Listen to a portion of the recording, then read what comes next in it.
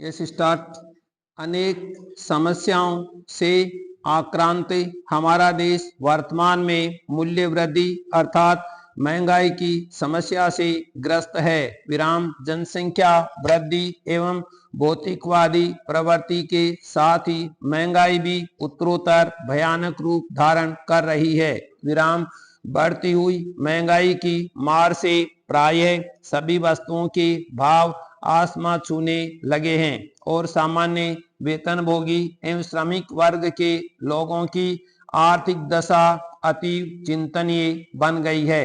विराम हमारे देश में मूल्य वृद्धि की समस्या के कई कारण हैं। विराम उनमें प्रमुख कारण ये हैं जनसंख्या की तीव्र वृद्धि और उसके अनुपात में खाद्यान्न आदि का उत्पादन नहीं हो रहा है। सभी कर्मचारियों को वेतन भत्ते बढ़ाकर दिए जा रहे हैं जिनके कारण उत्पादन लागतें बढ़ जाती है।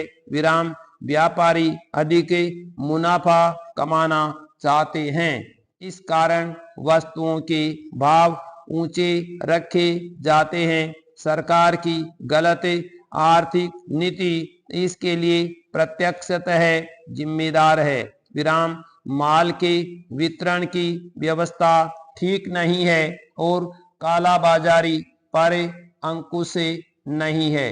हमारे देश में बार बार विधानसभाओं एवं लोकसभा के चुनाव हो रहे हैं। इससे व्यय भार बढ़ रहा है। राजनीति के क्षेत्र में भ्रष्टाचार पहले से अधिक बढ़ गया है। इसका असर मूल्य वृद्धि पर परोक्ष रूप से पड़ रहा है। रुपए की क्रय शक्ति कम हो गई है। विराम शहरीकरण एवं औद्योगिकरण से उपजाऊ खेत समाप्त होते जा रहे हैं।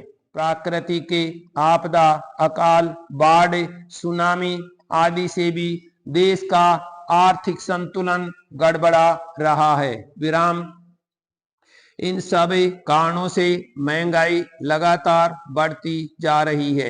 विराम महंगाई के निरंतर बढ़ते रहने से सामाजिक जीवन में आपाधापी मच रही है। विराम संपन्न लोग अधिक संपन्न होते जा रहे हैं और गरीबों में भूखमरी फैल रही है। विराम महंगाई के कारण जब पेट पूर्ति नहीं हो रही है तो लूटपाट, हत्या, डकैती, राजनी, चोरी तथा तोड़फोड़ आदि अनेक दुष्प्रवृत्तियां पनप रही है। विराम सामान्य उपयोग की वस्तुओं के भाव आसमान छू रहे हैं। इससे सामाजिक जीवन में अस्थिरता बढ़ रही है। विराम अनेक अपराधों का मूल कारण यही महंगाई की मार है। विराम अब इससे मानव अपने शाश्वत जीवन मूल्यों से गिरने लगा है। विराम फैशन परस्ती और मध्यम वर्ग के लोगों में दिखावे की प्रवृत्ति से भी मूल्य वृद्धि का भयानक रूप उभर रहा है और मुद्रास्फीति होने से महंगाई पर नियंत्रण रखना कठिन हो गया है। विराम इस समस्या का समाधान पूर्व में बताए गए कारणों पर नियंत्रण रखने से ही हो सकता है। विराम जनसंख्या पर नियंत्रण रहे, उत्पादन भी बढ़े, व्यापारियों की मुनाफे की प्रवृत्ति को रोका जावे और कर्मचारियों के साथ आम जनता का नैतिक उत्थान किया जावे। विराम सरकार आर्थिक नीति के सुधार करे तथा कालाबाजारी पर नियंत्रण रखे। विराम मध्यम वर्गीय समाज में बढ़ रही नैतिकतावादी प्रवृत्ति पर अंकुश लगाकर सरकार आवश्यक वस्तुओं के उचित मूल्य पर वितरण की व्यवस्था स्वयं करे। विराम इस समस्या के समाधानार्थ कठोर नियम बनाए जावें, साथ ही प्रशासन एवं व्यापार को भ्रष्टाचार से मुक्त किया जावे। विराम शारीरिक एवं मानसिक विकृतियों से यदि देश और समाज को बचाना है, आर्थिक विषमता एवं दिखावे की प्रवृत्ति से यदि मुक्त होना है और कल्याणकारी राज्य का प्रसार करना है तो महंगाई पर नियंत्रण रखना जरूरी है। विराम आम जनता के हितार्थ महंगाई पर नियंत्रण रखना नितांत जरूरी है। विराम पैराग्राफ आइए आज हम अपने विचारों को उस दिन तक ले जाएं जब हमने गणराज्य की घोषणा की थी। विराम अपनी विकास की योजनाओं के संबंध में हमने वास्तव में काफी प्रगति की है। विराम परंतु क्या हम भारत के सब नागरिकों को दरिद्रता, अभाव तथा कष्ट से मुक्त कर पाए हैं? प्रश्नवाचक। प्रकृति की शक्तियों को अपने अधीन करने और जनता के कल्याण के लिए उन्हें नियंत्रण में लाने की दिशा में भी हम आगे बढ़े हैं। विराम किंतु हम ये नहीं भूल सकते कि कुछ महीने ही हुए हमें भारत के उत्तर पूर्वी प्रदेशों में भयानक बाढ़ का सामना करना पड़ा था। प्रश्नवाचक। जिसका कारण यातायात के साधन छिन्न भिन्न हो गए और वहां की जनता को भारी हानि उठानी पड़ी। विराम निसंदेह साक्षरता प्रसार और रोगों के निराकरण के महत्वपूर्ण उपाय भी हमने सोचे हैं। यद्यपि अभी भी देश के बहुत से भागों में निरक्षरता और बीमारी पर्याप्त मात्रा में दिखाई देती है। जन कल्याण की योजनाओं को हम बराबर आगे बढ़ाते रहेंगे, ये हमारा दृढ़ संकल्प है। विराम हमसे संदेह नहीं किया जा सकता।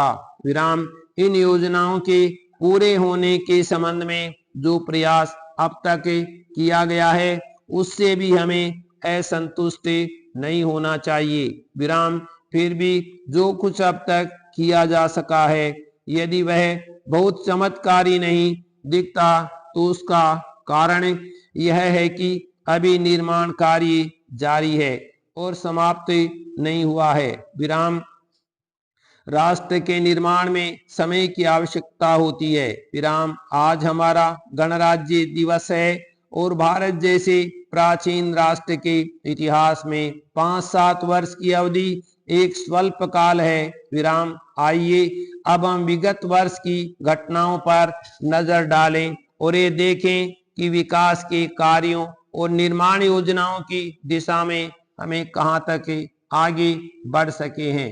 विराम यदि मुझसे ये कहा जाए कि बीते वर्ष की घटनाओं का वर्णन मैं एक वाक्य में करूं तो मैं कहना चाहूंगा कि संविधान में दिए गए निर्देशों के अनुसार हमने समस्त राष्ट्र के साधनों को ऐसे ढंग से जुटाना आरंभ कर दिया है जिससे यह स्पष्ट हो जाता है कि भारत में कल्याणकारी राज्य की स्थापना का श्री गणेश हो चुका है।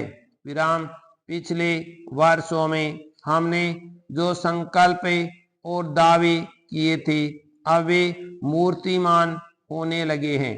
विराम इसलिए अब यह समझना कठिन नहीं है कि राष्ट्र किधर जा रहा है और आगामी 10 या 15 वर्षों में हम किस स्थिति में होंगे।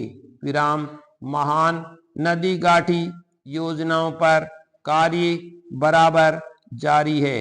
विराम इनमें से एक योजना भाखड़ा नांगल योजना से बहुमूल्य पानी और बिजली पंजाब, पेप्सू तथा राजस्थान के भागों को मिलने भी लग गई है।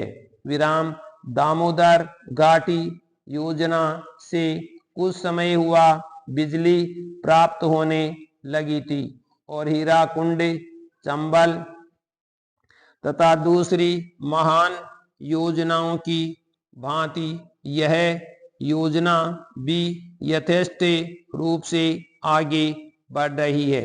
विराम भाखड़ा नांगल योजना का प्रथम चरण समाप्त होने से अब यह स्पष्ट है कि इन महान योजनाओं के द्वारा देश में कितने महत्वपूर्ण परिवर्तन हो जाएंगे। विराम पैराग्राफ ग्रीष्म की भीषण तपन में वायु की लहरें जब अधिक घनत्व के कारण धरती के समानांतर बहने लगती है तो दूर से देखने वालों को जल होने का भ्रम उत्पन्न करती है। विराम।